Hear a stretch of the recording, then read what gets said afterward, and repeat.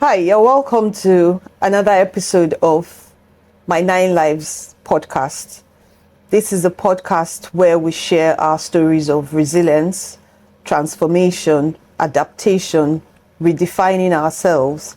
That space where we share stories that show that it is okay to not be okay. Podcast where we share our experiences of failing and finding ourselves again and dusting off whatever we've done wrong and restarting all over again. Today's episode will be a continuation of the topic on conformity and rebellion as a girl child in Africa. If you recall, I have discussed this before, but today I have my guest here who is my sibling and my older sister. We grew up together, and we will explore this topic together from different perspectives of having experienced the same upbringing. You're welcome, Ukachi. Thank you. Yes, today you will not be Dr. Ukachi, you are Ukachi for the purpose of this episode. And I remain your host, Amaka Lawton, and you are welcome to my 9 Lives. Welcome, Ukachi. Thanks. So today I want us to explore the concept of conforming as a child in an African Catholic Igbo family with the kind of father we had. Conforming, rebellion, and deciding to be who we want to be in the midst of parental influence. What I would like us to do today is to see how that whole journey made us who we are and made us have the multiple lives we've ended up having in our life, in our adulthood. So, if you recall, when we were growing up, I remember you and I, we always had a flair for art. Art was always our escape route. I remember those days in Benin where we would lie in the room and imagine things. We read a lot of books which helped us to transform or to move, transcend our immediate space into a different location, and that made us have a very vivid imagination. And through that imagination, we recall how we always knew that who we were at that time was not who we wanted to carry on being. We always knew that wasn't going to be the version we're going to be as adults. I want us to explore that today and actually see how that has shaped us, you know. I believe growing up, having parents who had a very good marriage, despite the fact that they were worlds apart in their personality. Our father being the principled, intelligent. Our big brother used to call him Hitler sometimes because he had loads of sets of rules. And it had to be his way. It had to be those rules.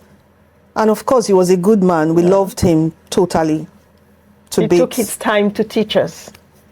We got to read and write like we do today because of him. He will come back from work, sit with us, discuss the books we've read, ask you who's your protagonist, who's your antagonist, why is he your protagonist, why is he antagonist. He'll actually go into town. Our father made us love literature, made us love written words. It was him. It remains him. We have to acknowledge that always. I tell people my English is the way it is, not because of the English teachers I had, but because of my father. He was always our best English teacher, even for GC and JAM and all that. He taught us how to write essays. We would write essays and he would mark those essays. Yeah. Yes. So that was us conforming to who he wanted us to be. Yes. And molding us as who we are today. Intellectuals. However, we did rebel. Yeah, we rebelled in the sense that we knew he wanted us to fit into a mold he had prepared before, probably not before we were born, but as we appeared, he knew, okay, this is the mold that these children will fit into. And at the same time, we had a mother who fit into his mold before we came and remained in that mold. But we knew she wasn't happy with the mold. We knew she wasn't happy being in her mold because she could have been somebody else. She would have been better off being the person she would have wanted to be. But because of where she was coming from, tradition, customs, she felt she had to be in his mold. Even though some of her friends had rebelled and emancipated themselves, but she didn't think she had to do that. I think religion had a lot to do with it, and this is where religion can be a good thing and a bad thing. I think our mom's situation was, the only way we could tell she didn't really like that she was fitting into those molds was because she shared with us. Yeah. If she hadn't shared her dissatisfaction with us, we would never probably have known until maybe we got up to an age where we could glean that something is not right. But it's a curious mix because she knew she had a good marriage. She never thought she was married to a bad person. She knew she had a good marriage, but she also was able to identify that something was missing, that she was not the version of the person she was supposed to be. And in all that mold, she was able to still tell us that this is actually not who I would have wanted to be. But religion, her love for Christ, her love for God, made her feel like she needed to stay in that mold. Yeah. It's really, the more I think about it, the more mind-boggling I even find it to actually grasp it properly. Yeah. Because her life really was I still find it really curious to me, because on the one hand, she was happy with everything as it was. Yet on the other hand, there was this very unsatisfied person. Do you remember that poem? I don't know if you remember. There was this poem she always used to recite. She recited it in primary school, where she said, "What is life if full of care? You have no time to stand and stare, to see foreign lands beyond your view." And that poem stuck in her head. It was a poem she said she recited in primary school, but even as an adult, she still usually used to recite it, which means she felt that there were those uncharted parts that she didn't get to travel because she was conforming. And I remember when I wanted to choose Bayero University Kano as my choice, because I wanted to get away. And I told her, I said, I wanted to get away from here. And she said, why? I told her my reason. I want to be somewhere where I can make my own decisions and choices. She said, do it. I thought she was going to say, oh, it's so far away, don't do it. She just said, do it. And I did, and I chose it. Of course, I didn't tell my dad. So that was her, and that was what gave us courage to choose for ourselves what we wanted and how we wanted it, because we could see that even though on the face of it she was having a lovely marriage, there is an unsatisfied part of her personality that knew she could have explored her own self, her own chances, her own dreams and aspirations, but she didn't dare to do it because she felt the good wife had to remain submissive. Is that the word? You know, if I were to, there was something you mentioned that brought a memory back to my head.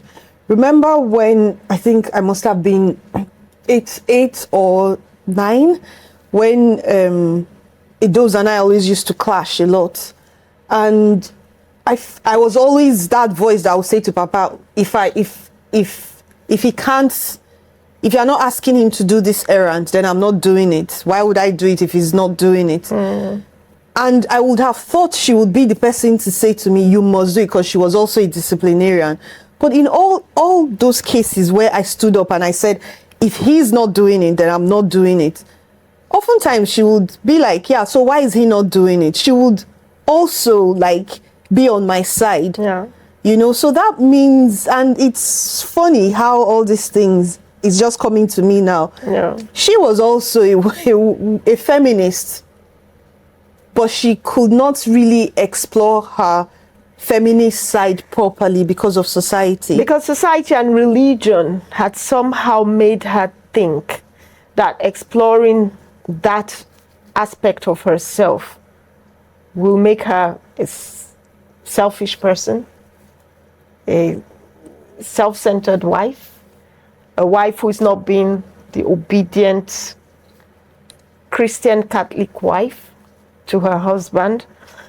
But at the same time, she was silently being the wind beneath our own wings and allowing us to fly.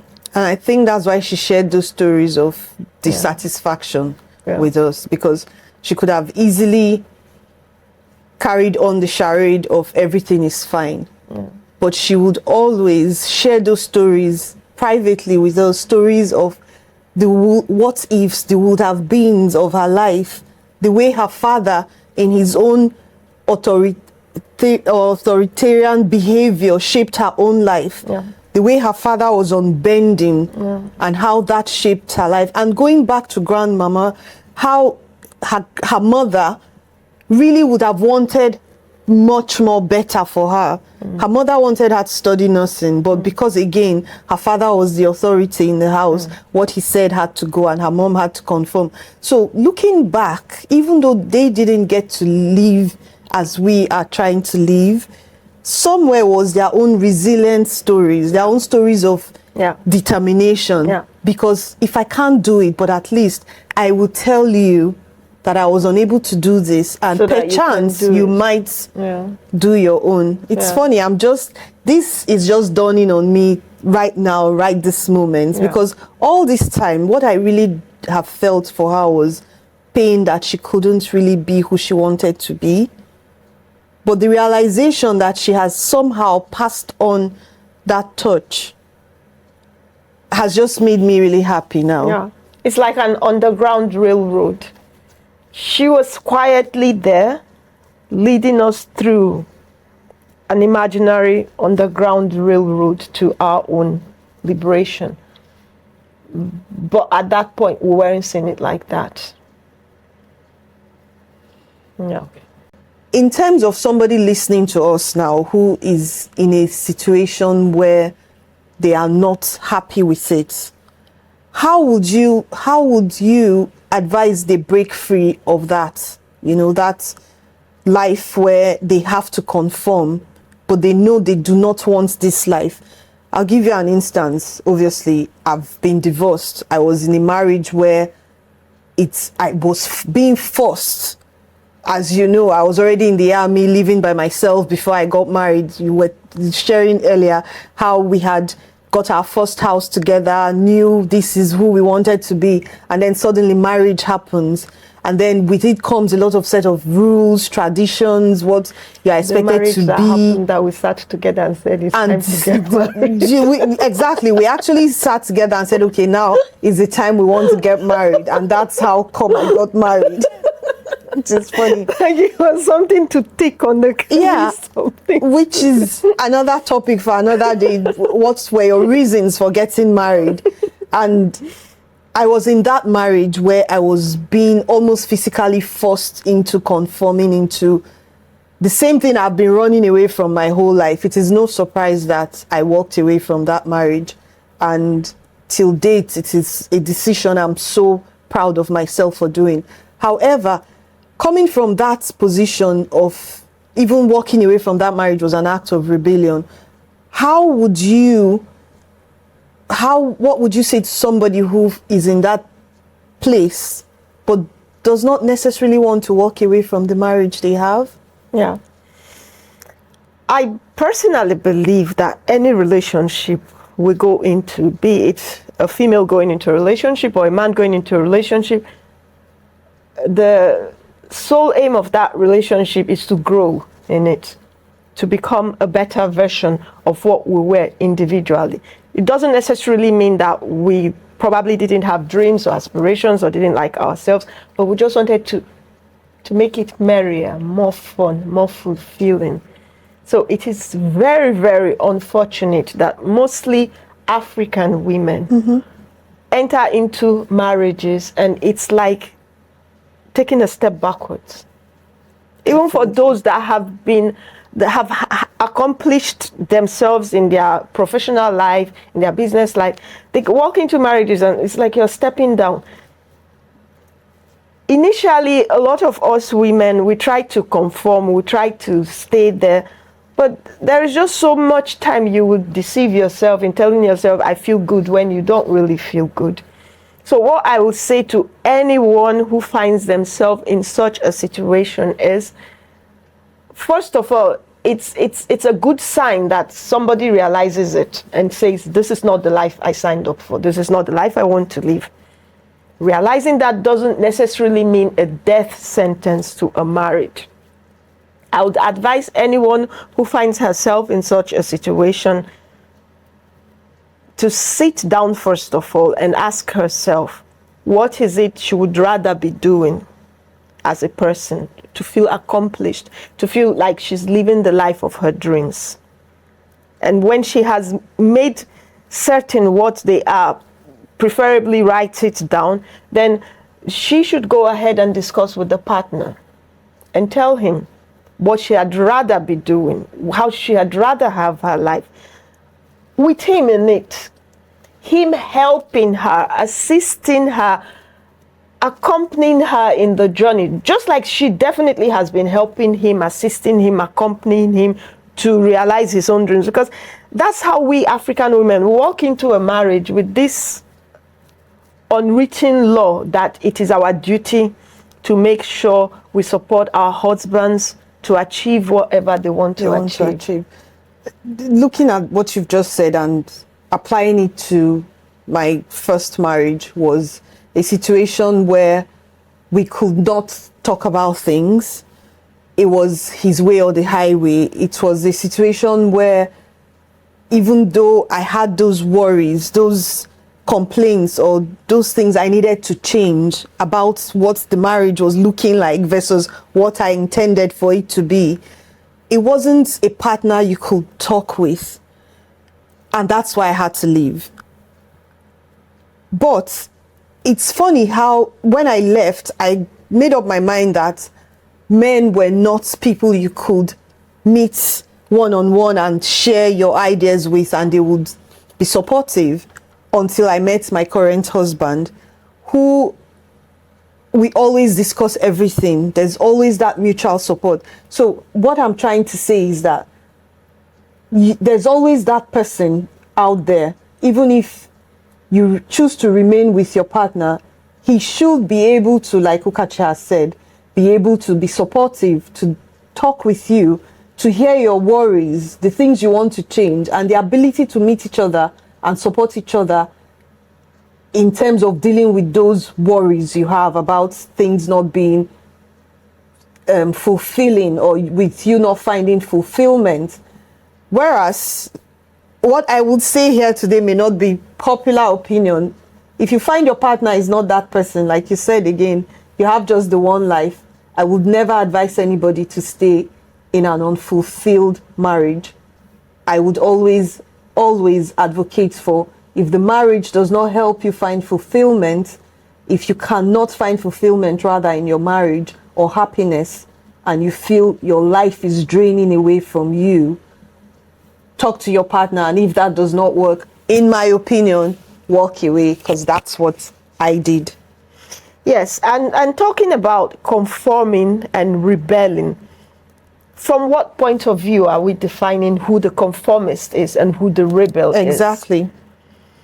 If I am to speak from a woman's point of view, then I will say that a man who bluntly refuses to meet his wife halfway, who knows that the wife is not living the life she has dreamt with him, and he bluntly says he will not meet her halfway, he will not support her, then he's the rebel.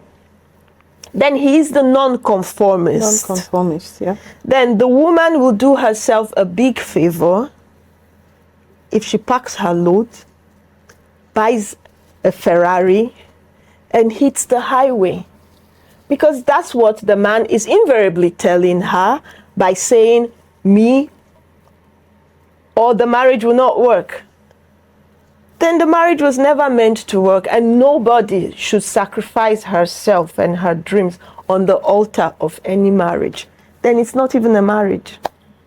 It's more like a trap. And if you feel trapped, a prison, and if you feel trapped in a space that is supposed to be your safe space, your home, then something is wrong. And something is because you should not wrong. feel trapped or forced to be in a space or.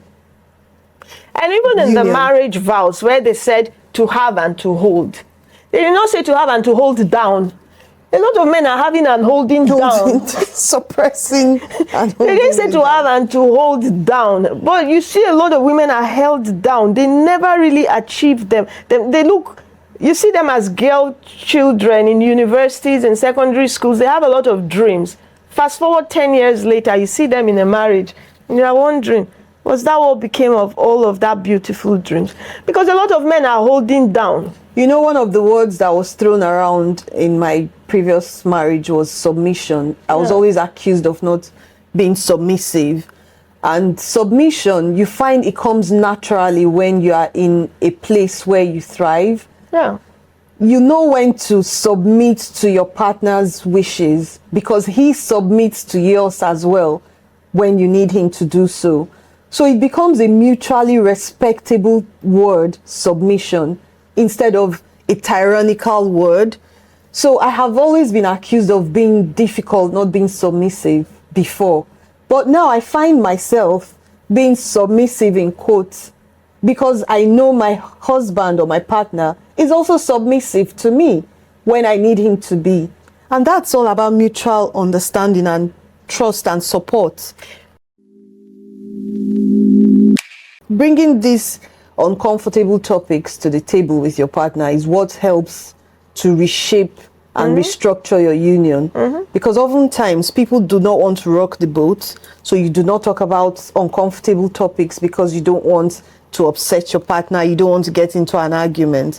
But it is courageous to put those topics on the table and say to your partner, let's explore this because this is worrying me, this is a worrisome topic for me, this could make or mar our union together.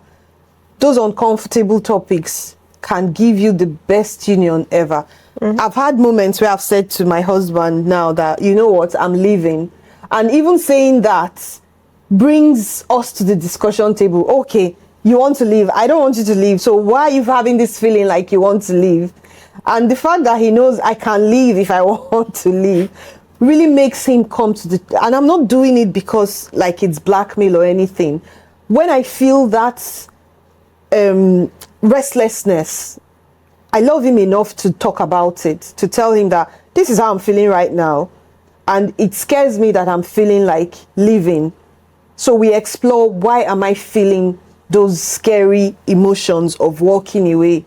And I tell you, when we talk about it and we explore those things that I'm not very comfortable with, we come back even loving each other more. You find that because there was mutual trust and support, it becomes something we laugh about, like, oh, this is you were telling me this because of something we could have talked about. You know, in a nutshell, everybody owns their own truth, their own journey. And I think talking with your partner is key. It is.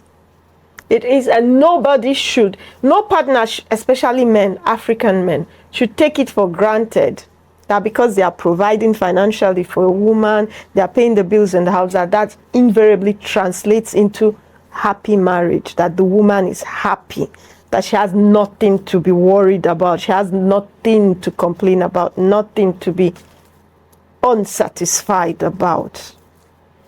Yeah, that's my opinion. Because you lose yourself when you have children, and that's the truth. As a woman, once you start having children, it is an effort to still have you, to still know you, because it's so easy to be sucked into motherhood.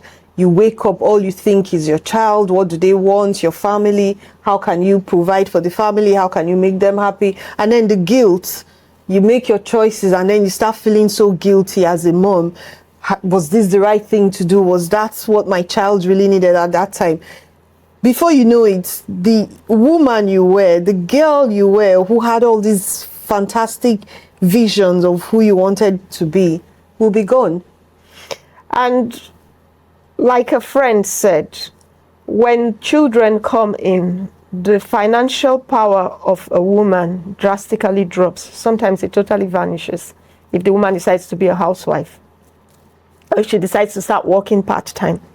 So a lot of women can't even come to the table and say, I want to do this, I want to have it this way, because they are scared. They are scared of the man walking out on them, and then they are stuck with children they cannot financially take care of, or they are scared of the man saying no outrightly and accusing them of being ungrateful.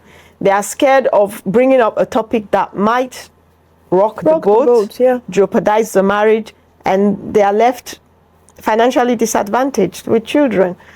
So, all said and done and said again, it's a personal decision. It is. Each person must decide for herself. It is personal and it is courageous. Yeah. You must have the courage to do you. Yeah. You must have the courage to think about yourself. It is not being selfish. No. It is, you cannot pour from an empty cup. You have to be full as a woman, full as an individual, before you can pour out lovingly to your kids, to your husband, To the family. Yeah.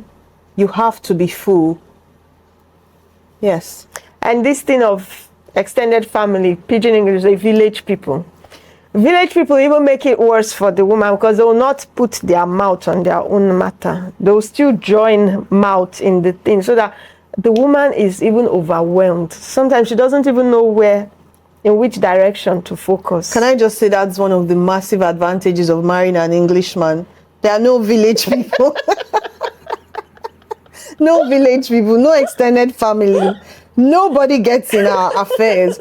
If we have issues, it is strictly where it's between coming the from. two of us. We talk about it and that is it. No mother comes in and tells you this is how your generation does it. This is how generations of women in this family behave. So yes, that is one of the fantastic advantages of being with an Englishman. So my Nigerian brothers and sisters, mostly the brothers, we should do better to focus on our families, our immediate families, because oftentimes bringing in the extended family system can be a problem to a happy home. And for women who want to leave, I suppose in my case, when I wanted to leave, the major thing I had was I had financial independence, which brings us back to finances is key. And I can't sit here and say to you, I would know how it must have felt if I was broke. Possibly if I was broke, I wouldn't have been able to leave immediately. But if I had a family system to fall back on, possibly. But in my own case, I was lucky. I had the financial wherewithal to say enough is enough. And that is why finances for a woman is important. Because it gives you that ability to be you in whatever version of yourself you want to be. So I just woke up and I said, you know what? I've had it and that's it. And that was how I left. If the woman does not have money, if she's not financially capable of taking care of herself, then she should postpone the day she wants to leave. And work towards it. And work towards it. Yeah, she should have a plan, have maybe 5-year plan and start doing something. If she has to go for a 2 years training to become a trained nurse or 2 years training to become something that she can have a certificate that she can work with and earn stable income, then she should do it. She should start working towards it. Strategic living. Yeah. Strategic living. Yeah.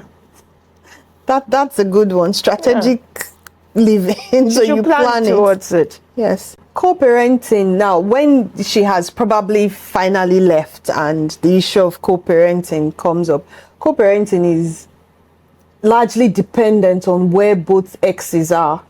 So when you are still at that point where everybody is bitter, it can be difficult to co-parent. It's better not to co-parent. It can really be difficult to co-parent.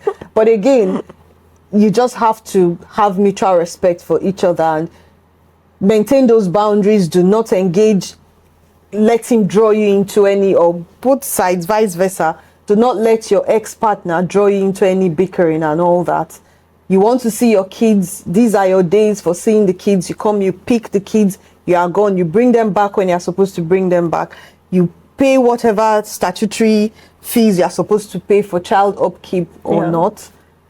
If there's no clear-cut arrangement for that, but it's always tidy to have a clear-cut arrangement as to what the payments will be, which is why I prefer the courts making that ruling for both parties, so you know what he is supposed to pay as child care and alimony in cases where there's alimony. But most men will wriggle out of it all the time. They try to wriggle out of it all the time. That's why it's important for the woman to start planning ahead.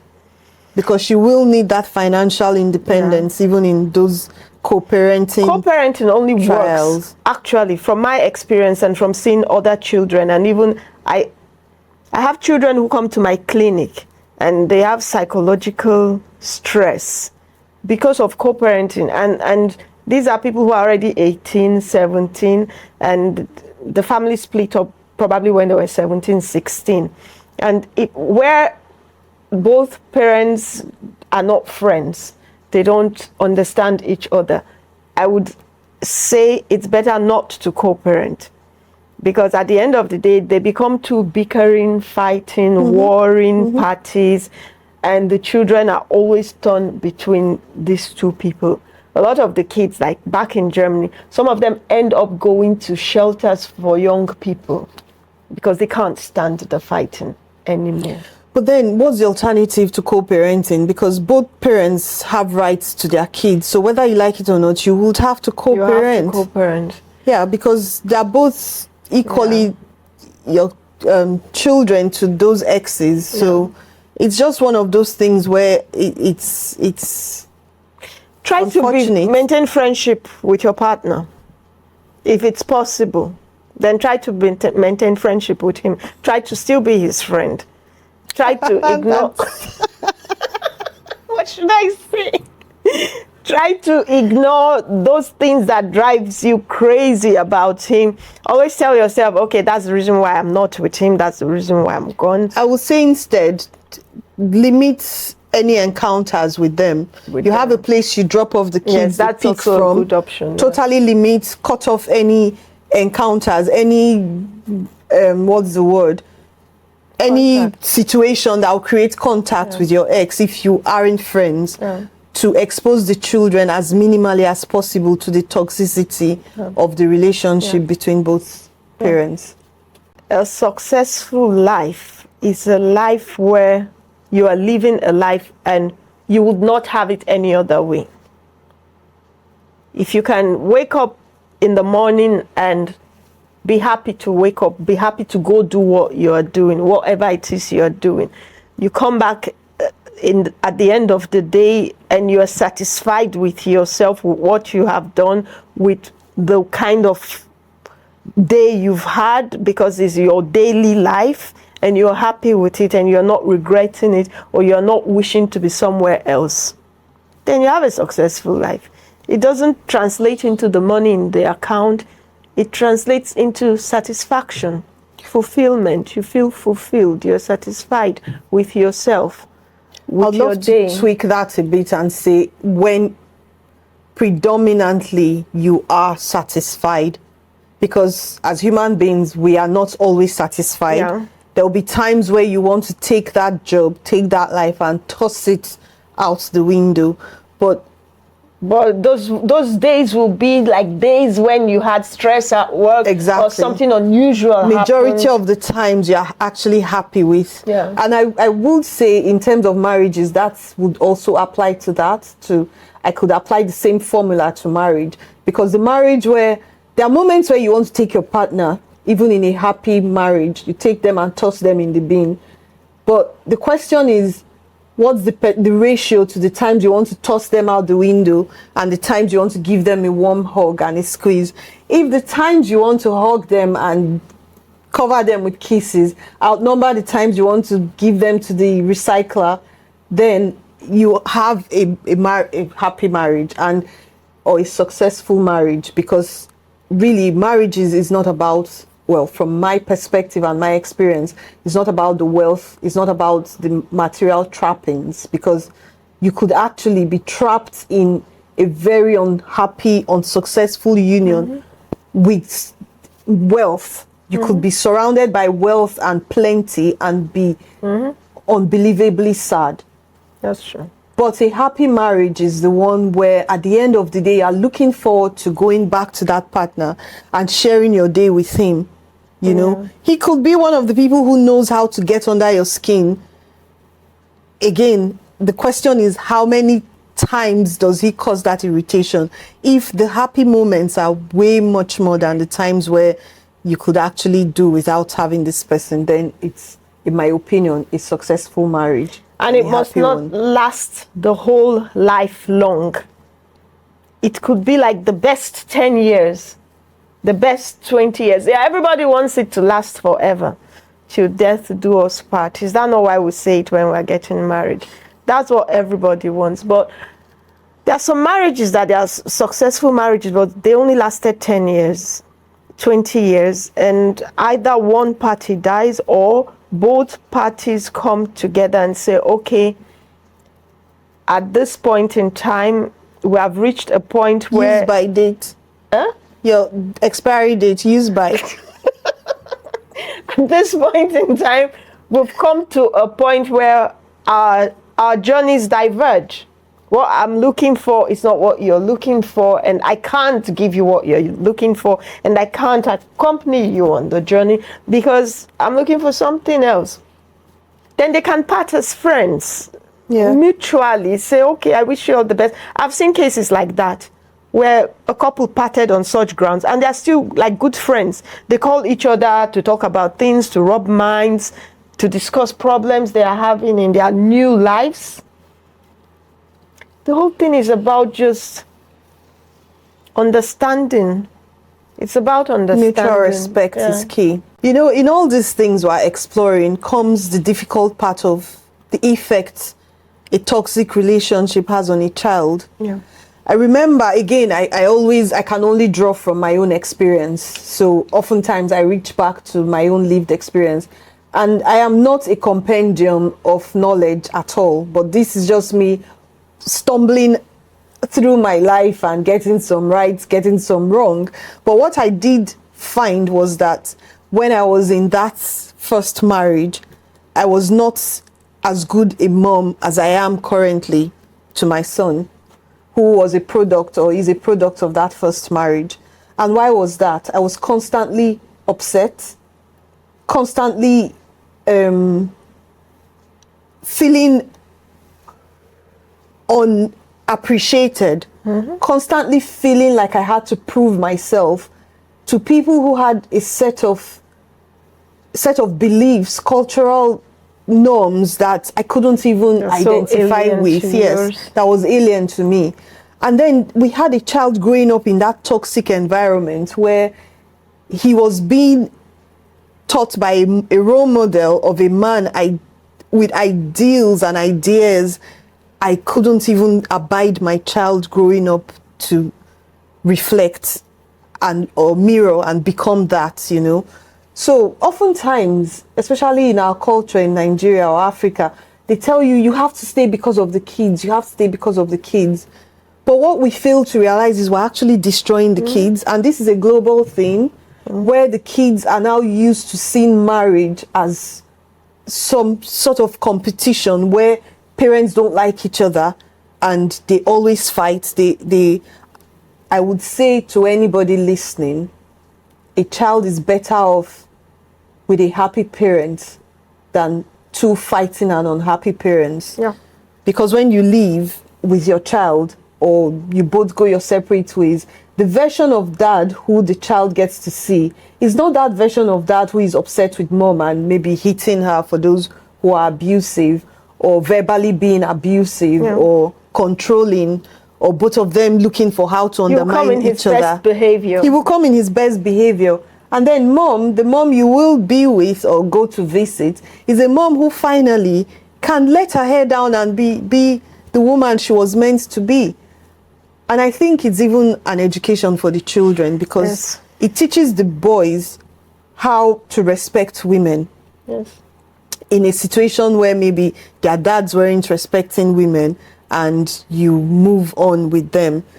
And it also teaches them what a healthy relationship should be. If you are lucky enough to then find a partner with whom you can create a healthy life balance for that child. So I don't personally believe in staying in a toxic union because of the child, because you're actually destroying that child. Mm-hmm. And research shows that such children grow up to only know how to be in a toxic relationship. So they would either be women beaters themselves, or only be used to a relationship where bickering happens all the time, because that's the model they saw growing up. Thank you very much for sharing this lovely story and insight. It's weird how I'm getting to hear parts of your story I'd never even heard before, even though we're the closest of the siblings. And it's like a new version of you I'm seeing, and it's beautiful. Thank you for sharing. Thank you. Thanks for having me. Yes.